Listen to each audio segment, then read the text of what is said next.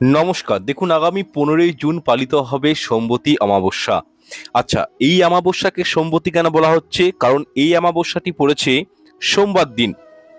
এবং আপনারা জেনে রাখুন, 30 বছর পর এই মল মাসে এই অমাবস্যা পড়েছে। তাহলে এর গুরুত্ব কিন্তু আমাদের কাছে অপরিসীম। কারণ এই মল মাস হলো প্রভু বিষ্ণুর, শনিদেবের পূজা অর্চনা করা হয় এবং দেবেশ্বর মহাদেবের। আর অমাবস্যার দিন মা কালী সাধনা করা হয়। তাই সর্বরোগ বিপদ আপদ থেকে, অ্যাক্সিডেন্ট থেকে, অর্থনৈতিক সমস্যা থেকে মুক্তি পাওয়ার জন্য কিছু এমন রেমেডি রয়েছে, সেগুলো অমাবস্যার দিন করলে জীবনে সুখ শান্তি আসে। আচ্ছা, অমাবস্যাটি শুরু হচ্ছে কখন সেটা জানুন। 14/6/2026 রবিবার সকাল 11টা 33 মিনিট থেকে এই অমাবস্যা তিথি শুরু হয়ে যাচ্ছে এবং 15/6/2026 সোমবার দিন সকাল 9টা 5 মিনিট পর্যন্ত এই অমাবস্যা কিন্তু থাকছে। সুতরাং উদয়া তিথি অনুযায়ী 15 তারিখেই আপনাদেরকে কিন্তু এই অমাবস্যা তিথিটি পালন করতে হবে, বা যে রেমেডিগুলো বলবো সেগুলো করবেন।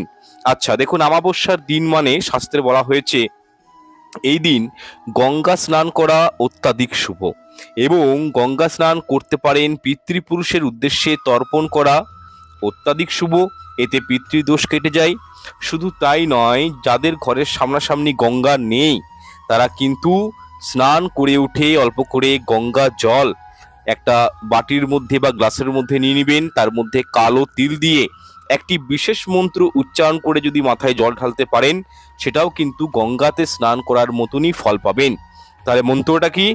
ওম সদ্য পাতক সংহন্ত্রী সদ্য দুঃখ বিনাশিনী সুখদে মোক্ষদে গঙ্গে গঙ্গে পরমাঙ্গতি। আগে হ্যাঁ, এই মন্ত্রটি 3বার উচ্চারণ করে আপনি যদি গঙ্গা জল অল্প করে মাথায় ছিটিয়ে নেন, তাহলে কিন্তু গঙ্গা স্নানের মতনই প্রভাব পাবেন, ফল পাবেন। আচ্ছা, আরেকটি বিষয়, অমাবস্যার দিন কিন্তু সূর্যদেবকে জল অর্ঘ্য নিবেদন করতে হয়। প্রত্যেকেই করবেন, এটি অত্যন্ত শুভ কর্ম। যাদের রবিবার জন্ম তারা তো অবশ্যই সূর্যদেবকে জল অর্ঘ্য নিবেদন করবেন, এবং সূর্যদেবকে জল অর্ঘ্য নিবেদন করার সময় যেটি সূর্যদেবের বীজ মন্ত্র সেটি পাঠ করবেন। ওম জবা কুসুম শঙ্কশং কাশ্যপ্যং মহাদুতিম ধন্বন্তরিং সর্ব পাপঘ্নং প্রণত হস্মি দিবাকরম। এর ফলেও পিতৃপুরুষেরা প্রসন্ন হন যদি এই মন্ত্রটি 3বার উচ্চারণ করে সূর্যদেবকে পূর্ব দিকে মুখ করে জল নিবেদন করতে পারেন। আচ্ছা, এরপর আমি দ্বিতীয় টোটকার প্রতি আসছি, যেটি আপনারা 15 তারিখ অবশ্যই করবেন। এতে জীবন থেকে সমস্ত বাধা বিপত্তি দূর হয়, সমস্ত পাপের নাশ হয় এবং অপার ধন সম্পত্তির মালিক হতে পারেন। কি করবেন? আপনার শরীরের ওজন অনুযায়ী যে কোনো ধরনের শস্য দানা গরিব মানুষকে দিবেন।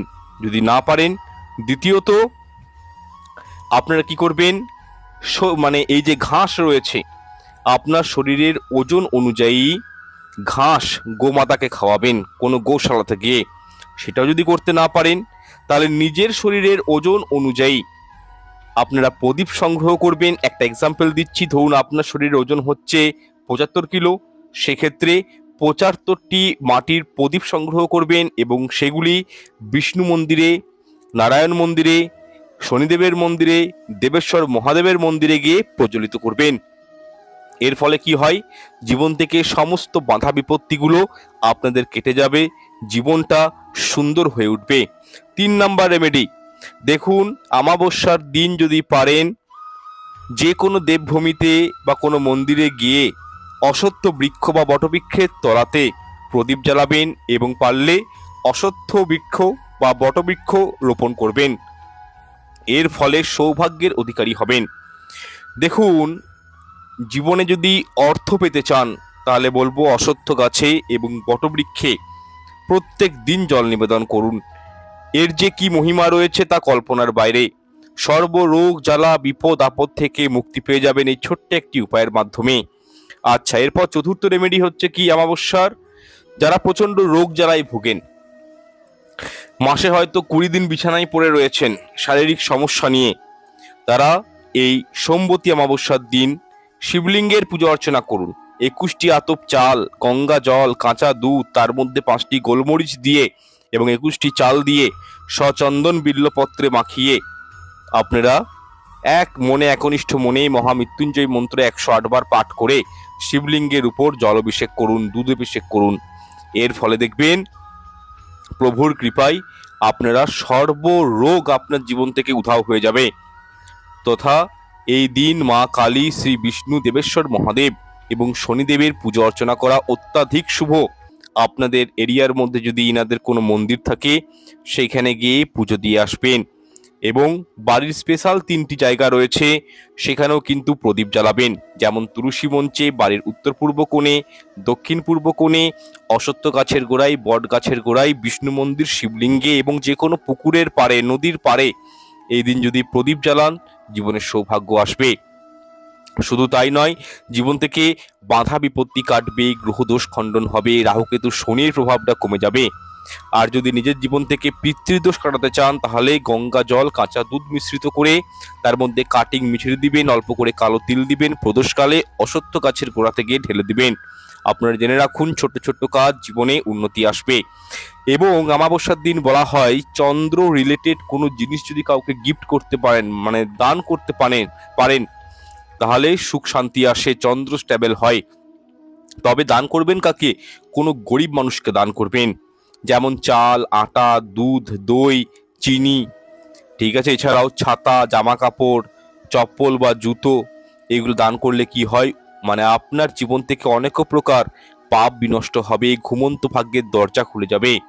তবে অমাবস্যার দিন স্বামী স্ত্রীর মধ্যে সম্পর্ক রাখা উচিত নয়, মাথায় সাবান শ্যাম্পু দেওয়া উচিত নয়, আমিষ রন্ধন গৃহে করা উচিত নয়, আমিষ আহার গ্রহণ করা উচিত নয়, দূরে কোথাও যাত্রা করা উচিত নয়, কোনো প্রকারের ক্ষৌর কর্ম, চুলদাড়ি, নখ কাটা, বিউটি পার্লারে যাওয়া এগুলো কিন্তু উচিত নয়।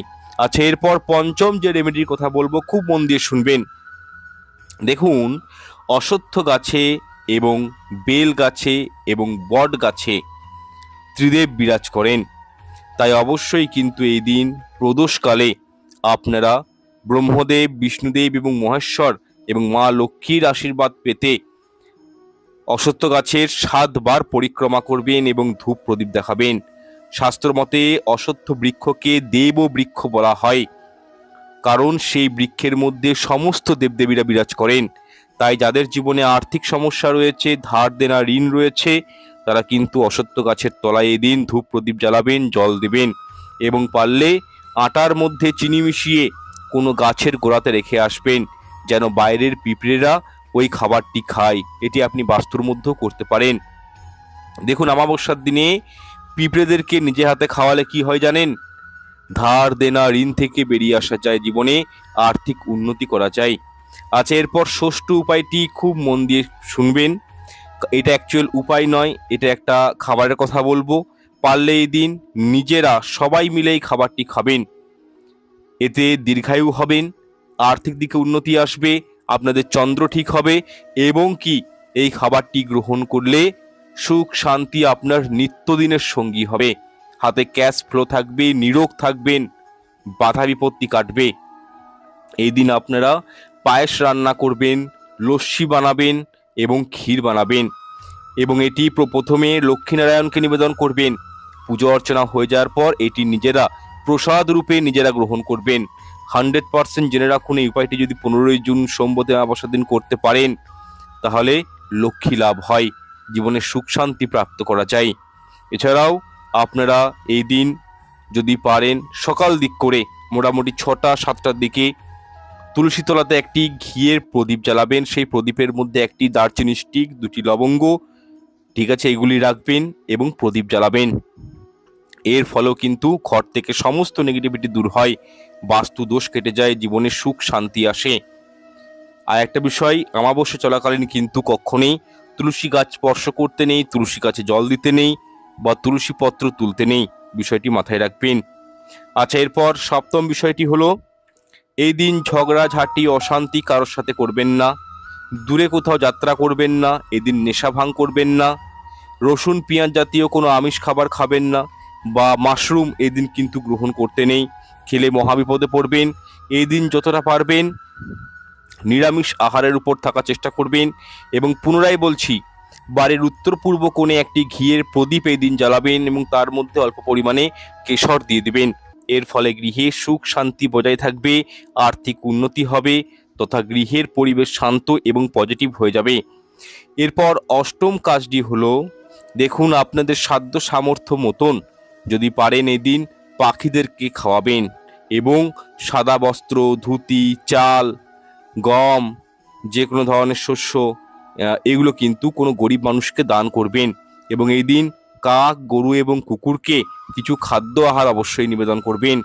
দেখুন এই ছোট্ট ছোট্ট কাজ যদি আপনারা করতে পারেন, পিতৃপুরুষের আশীর্বাদ পাবেন, জীবনে সুখ শান্তি আসবে, জীবন থেকে সংকট দূরীভূত হবে। এরই পাশাপাশি আপনাদের পেন্ডিং কাজগুলো সম্পন্ন হয়ে যাবে। সর্বোপরি এই দিন দেবেশ্বর মহাদেবের মাথায় পঞ্চামৃত তৈরি করে তাতে সামান্য কালো তিল মিশিয়ে শিবলিঙ্গে জলাভিষেক অবশ্যই করবেন। তার ফলে মাতা পার্বতীর আশীর্বাদ, মাতা গৌরীর আশীর্বাদ পাবেন, দেবেশ্বর মহাদেবের আশীর্বাদ পাবেন এবং সর্বোপরি এই সোমবতী অমাবস্যার দিন সোমবারের যেটি ব্রত কথা সেটি কিন্তু অবশ্যই প্রত্যেকেই শ্রবণ করবেন। এর ফলেও কিন্তু জীবনে সুখ শান্তি থাকবে। যাই হোক, প্রোগ্রামটি এখানে শেষ করলাম। হর হর মহাদেব কমেন্টে লিখবেন, চ্যানেল সাবস্ক্রাইব করে রাখবেন। দেখা হচ্ছে নেক্সট এপিসোডে। ঈশ্বর আপনাদের মঙ্গল করুক। নমস্কার, ধন্যবাদ।